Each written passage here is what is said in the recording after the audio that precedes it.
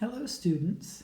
Today we're going to look at Gauss-Jordan elimination, which is just slightly different from the way that we've been solving systems of equations with matrices.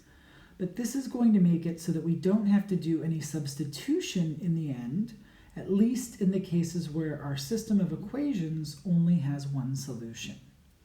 This is the system of equations that we're going to solve, and we're going to start by writing it as an augmented matrix.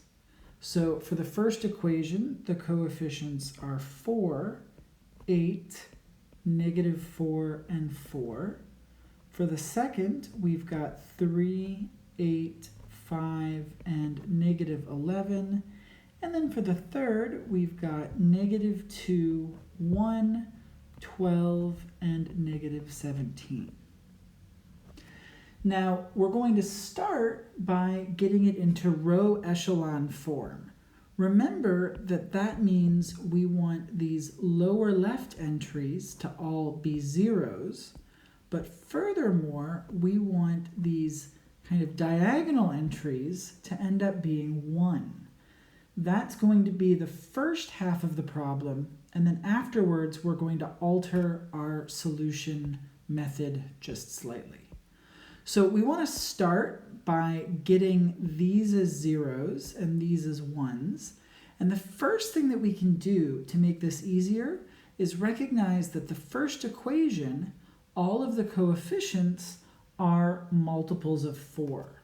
So what we can do to make this a lot easier, to simplify it, is we can take the coefficients in row A and divide them by 4. This gives us 1, 2, -1, and 1. And this is nice because we wanted this coefficient to be 1, and now it is. So that's one step down, but it's also going to help us get this 3 and this -2 into zeros, because otherwise it would have been challenging to deal with this 4 here. But when it's a 1, we can work with it a lot more simply. So I'm just writing in the other coefficients, and now our goal for the next step is going to be turning these two numbers into zeros.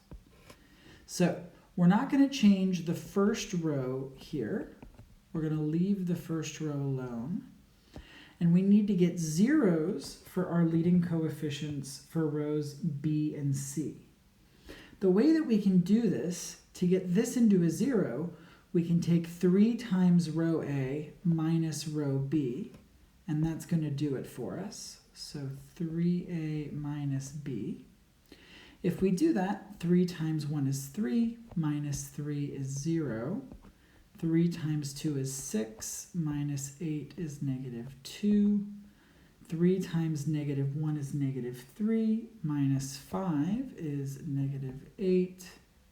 And then 3 times 1 is 3, and 3 minus -11 is 3 plus 11, which is 14. Now let's look at the last row, row C. To get rid of this -2, we can take 2 times row A plus row C, and those cancel out. So that gives us 2A plus C. So 2 times 1 is 2, plus -2 is 0. 2 times 2 is 4, plus 1 is 5. 2 times -1 is -2, plus 12 is 10.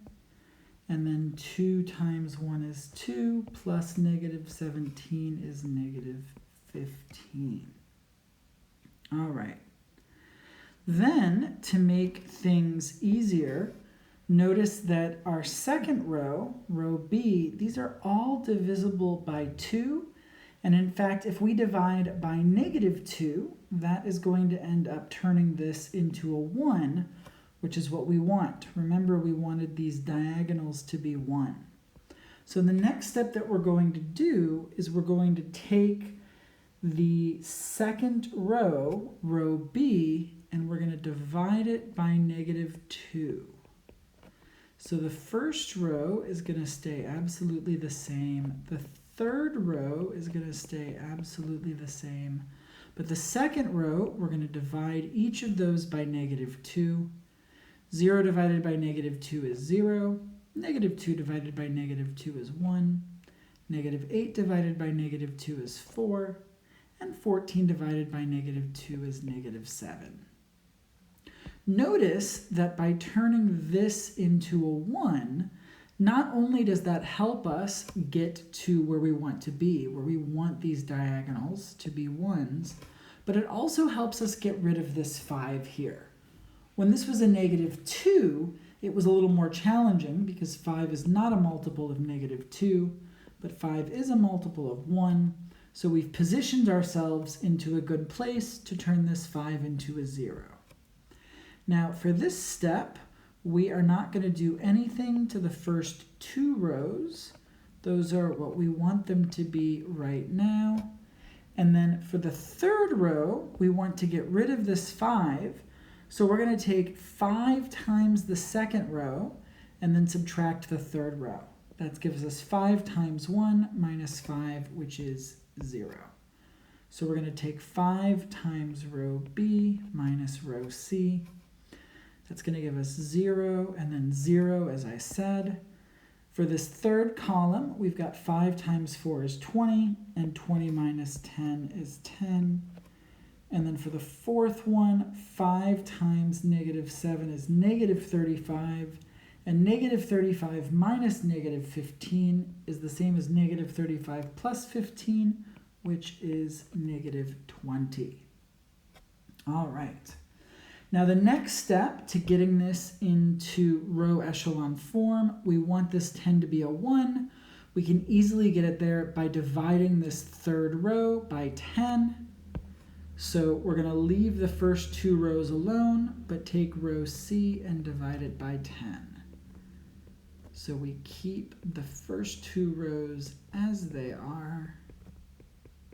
And then we've got 0, 0, 1, and -2. Now at this point, we are in row echelon form, which is what we wanted to do, what we've been doing before actually. But we're going to take things even further now, and we're going to do that in the next video.